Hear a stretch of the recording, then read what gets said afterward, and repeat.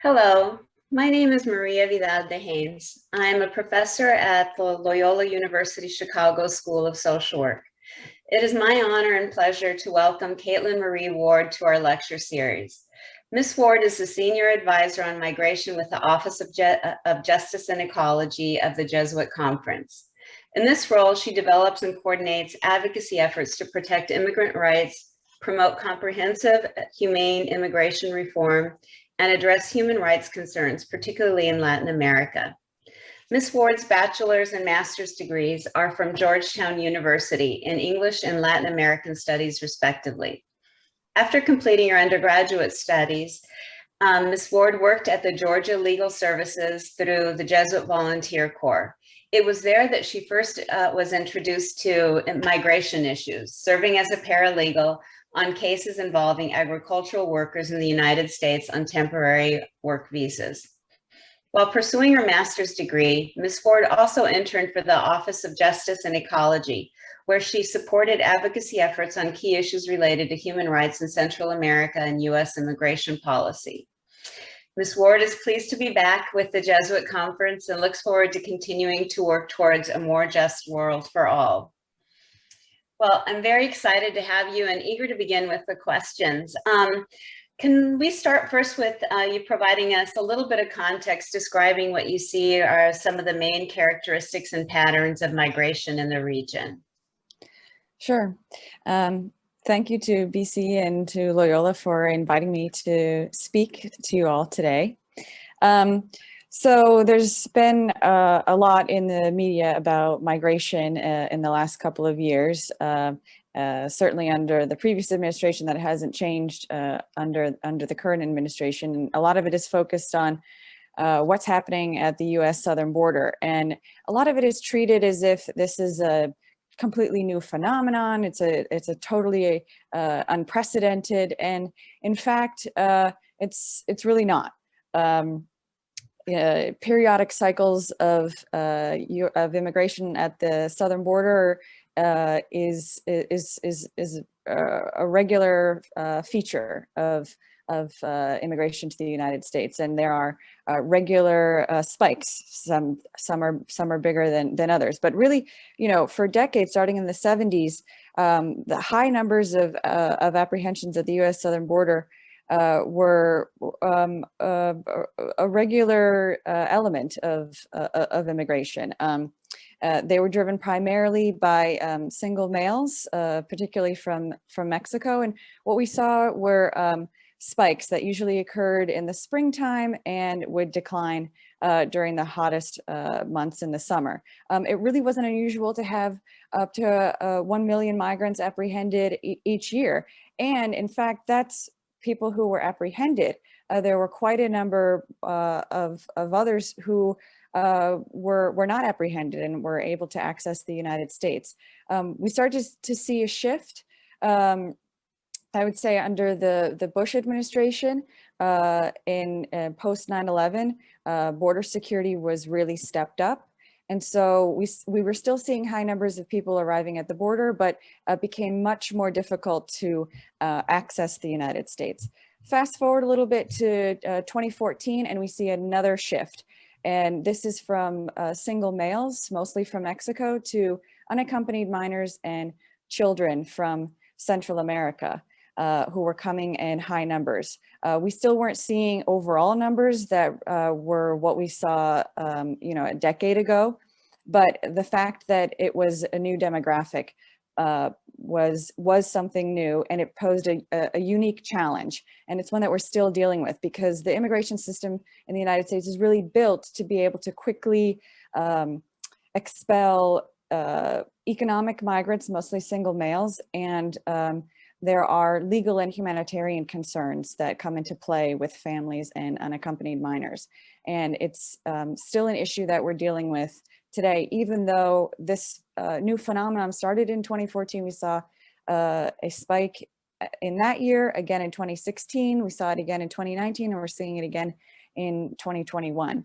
And so we're still confronted with exactly how to respond appropriately, given this new demographic, and that the system is really not set up to respond to the specific humanitarian needs of this population. Thank you for providing some of that context. Can you tell me a little bit about what are the main factors driving these migration flows? Well, there's always a combination of factors. And I would say that that combination exists within a single person or a single family unit. Gang violence, generalized violence within home countries, particularly in the Northern Triangle of Central America, El Salvador, Guatemala, Honduras, is a main driving factor. Poverty, often poverty and violence go hand in hand, one driving the other. Corruption and inability of governments to be able to provide for the needs of their citizens. And I think that climate change is also something that is starting to drive migration more and more. Central America just dealt with back-to-back hurricanes in 2020. And so that's also driven migration. It's hard to pinpoint exactly to what extent climate change is affecting migration, because again, these factors can collide. If environmental conditions are not good to be growing their regular agricultural products, then that interferes with people's economic livelihood. That interferes with people's ability to do sustainable farming or subsistence farming.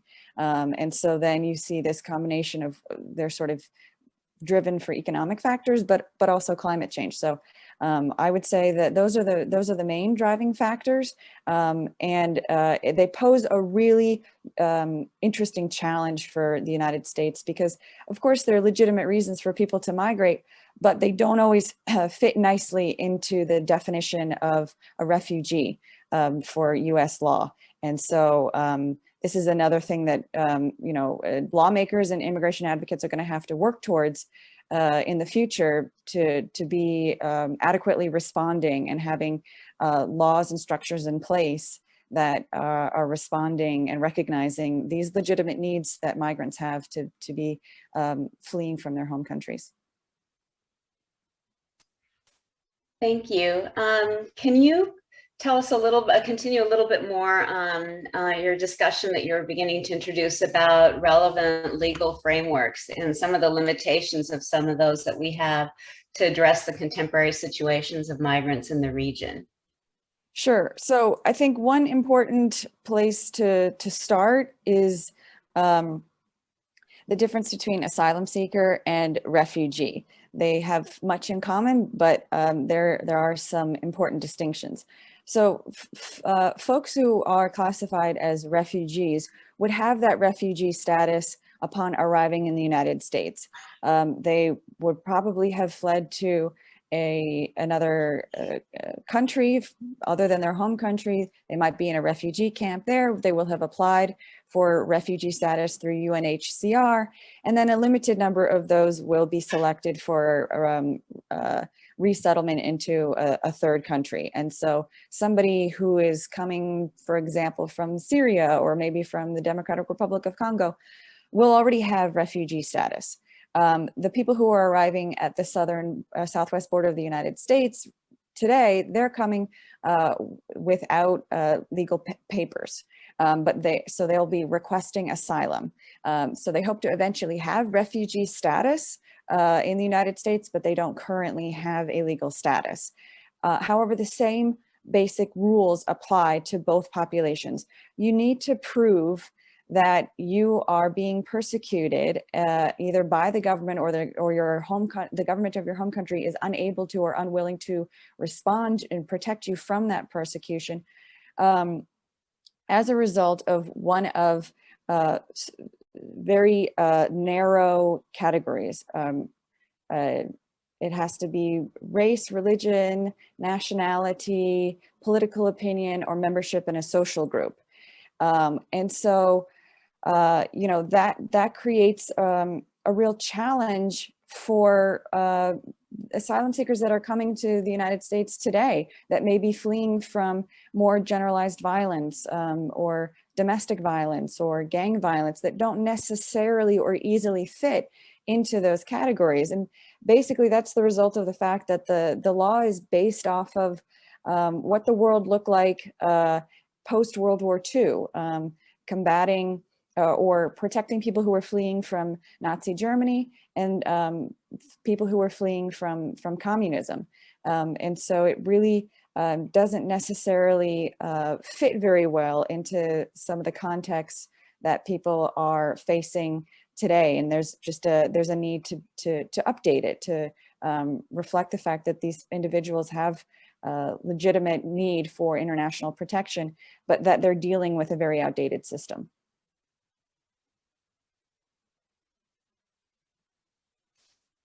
Thank you for providing that review of relevant frameworks and also sharing some of your insights regarding the limitations of these frameworks for addressing the contemporary migration scene in the region. Can you tell me a little bit about what are some of the major immigration policy initiatives of the new Biden administration? Sure. So I think the first priority of the Biden administration is really to undo a lot of the harm that was done under the previous administration. I would say that the most significant of that is ending the migrant protection protocols, also known as Remain in Mexico policy. And just as a quick overview of what that was, it allowed for the return of migrants, including asylum seekers, to Mexico, regardless of whether they were from Mexico or not, to await the outcome of their immigration proceedings. When all was said and done, about 70,000 people were returned to Mexico under this program. And for a variety of reasons, maybe they were rejected, maybe they couldn't find a way back to the border in time for their hearings, maybe they just gave up. There were only about 25,000 people that were still in the program and waiting for an opportunity to present their claims at the border and be scheduled for a hearing in the United States when Biden took office. So he's been able to process about half of those individuals into the United States. And so that's a significant step in a positive direction. I would say another major element, and this is partly undoing the harm, but also kind of crafting his own immigration policy. Biden has set new priorities for interior enforcement. Under the Trump administration, basically everyone was a priority for immigration enforcement, and Biden has shifted that to include people who are national security risks or public safety threats they have with certain criminal convictions or gang involvement. That does, I don't want to give them too much credit. It does still give ICE officers quite a bit of leeway, but it does seem to be having an effect on the ground. And anyone who is outside of those priorities, they have to be, they can only be arrested, detained, or removed with the approval of an ICE supervisor.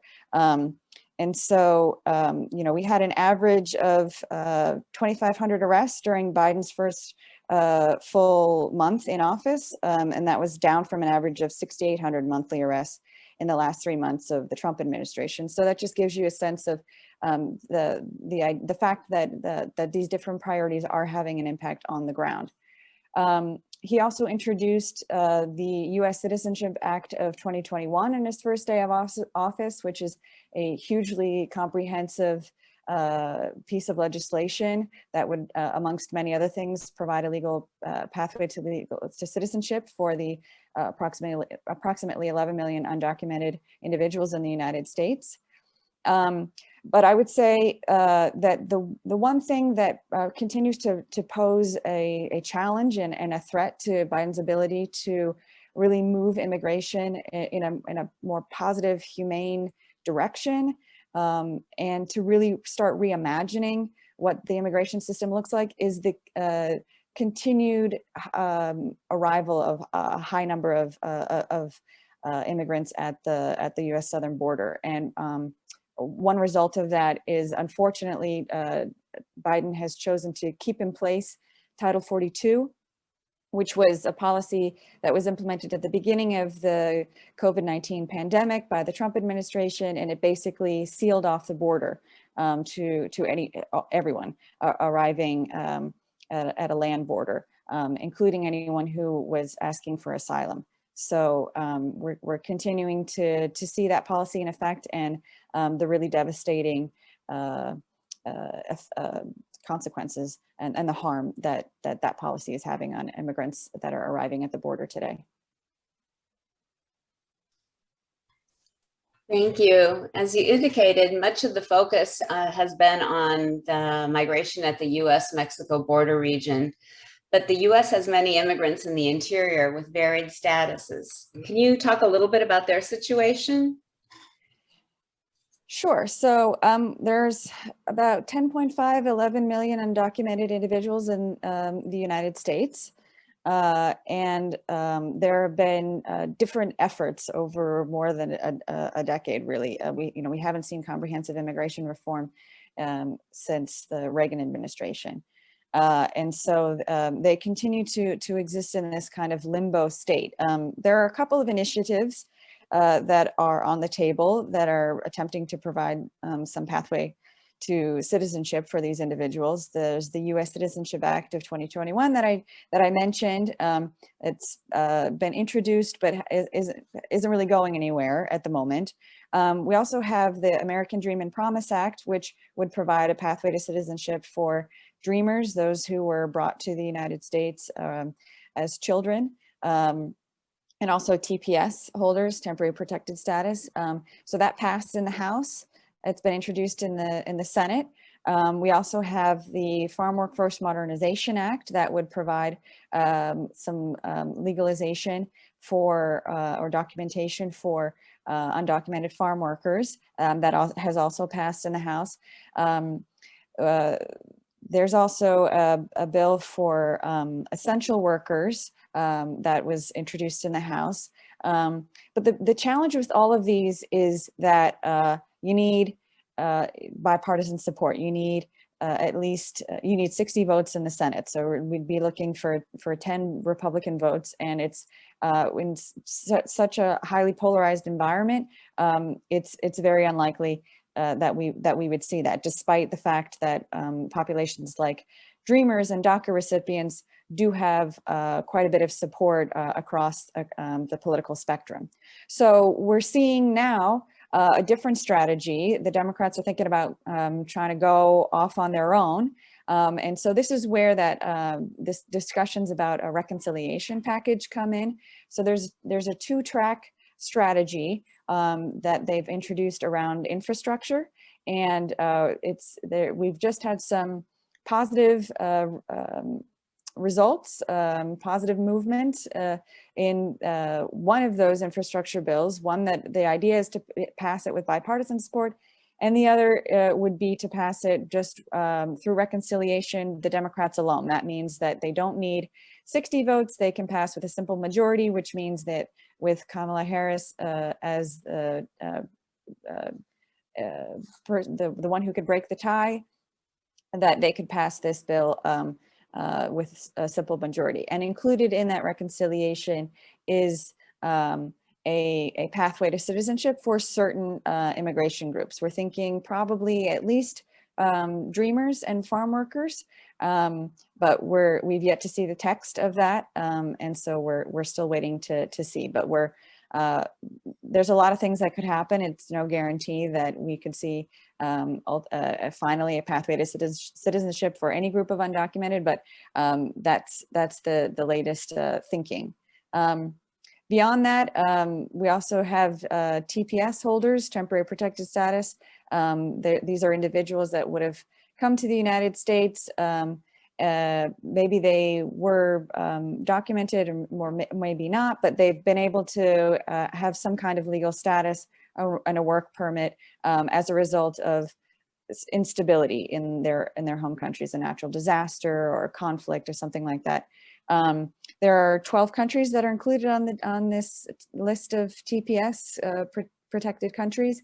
The Trump administration tried to end the status for several of those countries, but Biden has ended that effort. He's extended and redesignated countries. He's also designated countries like Venezuela, for example, as TPS for the first time.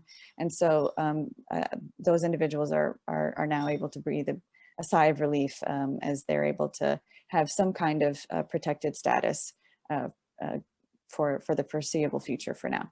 So that's a little bit of an overview of kind of what's happening in the interior, a lot of moving parts.